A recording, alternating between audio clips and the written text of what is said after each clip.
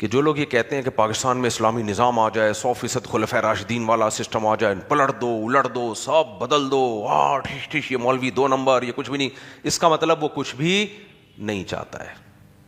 اس لیے وہ یونیورسٹیوں میں اداروں میں تقریریں کر رہا ہے، بدل دو پلٹ دو، جھپٹنا پلٹنا، پلٹ کر جھپٹنا، لہو گرم رکھنے کے ہیں یہ بہانے.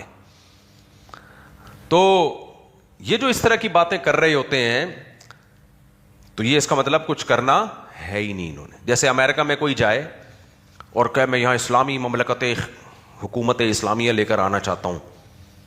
ابے بھائی تو یہاں ایک مسجد کی پرمیشن لے لے، ٹھیک ہے نا.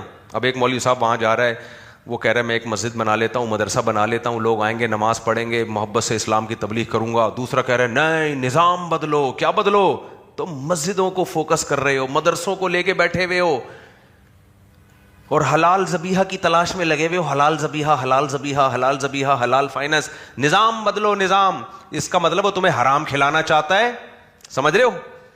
وہ چاہتا ہے جو تم حلال ذبیحہ کی کوشش کر رہے ہو نا ان ملکوں میں، وہ بھی نہ ہو، مسجدیں بھی نہ بنے، مدرسے بھی نہ بنے، جو تھوڑا بہت اسلام ہے وہ بھی دفن ہو جائے. اور باتیں کیا کر رہا ہے؟ نظام بدلو. وہاں بدل سکتے ہو؟ کیا ہو گیا بھائی صاحب؟ آپ امریکہ میں جا کے باتیں کرو میں سسٹم چینج کروں گا، کوئی کر لے گا؟ ابھی ایک آج کسی کا کلپ دیکھا، وہ یو کے میں جلوس نکال رہے ہیں ہمیں شریعہ لا چاہیے. تو بھائی تم شریعہ لا کی یو کے میں بات کر رہے ہو، تم وہاں پر بھیک میں تمہیں وہاں کی نیشنلٹی ملی ہے، تم نے حلف نامے اٹھائے ہوئے ہیں، تو وہ تمہیں ایسا ٹھڈے پہ کک مار کے نکالیں گے نا وہاں سے کہ تم کہیں کے نہیں رہو گے، کہیں کے نہیں رہو گے. تو باتیں تو بہت اچھی لگ رہی ہیں، دیکھو شریعہ لا کی کوشش کر رہے ہیں، دیکھو کوشش تو کی نا بیچاروں نے. یہ وہ کوشش ہے جس سے تھوڑی سی بھی شریعت جو رہ گئی ہے وہ بھی زمین میں دفن ہو جائے گی.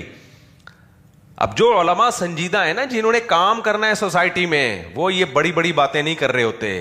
وہ اتنی باتیں کرتے ہیں جتنی ہضم ہو سکے اور جتنی سوسائٹی میں امپلیمنٹ اس کا ہو سکے، کیونکہ وہ واقعی سوسائٹی میں تبدیلی چاہتے ہیں، وہ واقعی اپنی بیٹی کے لیے اچھا داماد چاہتے ہیں.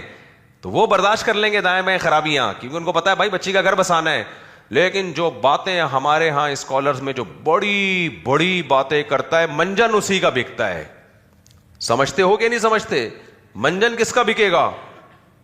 جو باتیں ایسی کرے گا، بہت بڑی نظام بدل دو، یہ بدل دو. کیا کیسے بدل دے نظام؟ کیا پیکج ہے تمہارے پاس نظام بدلنے کا؟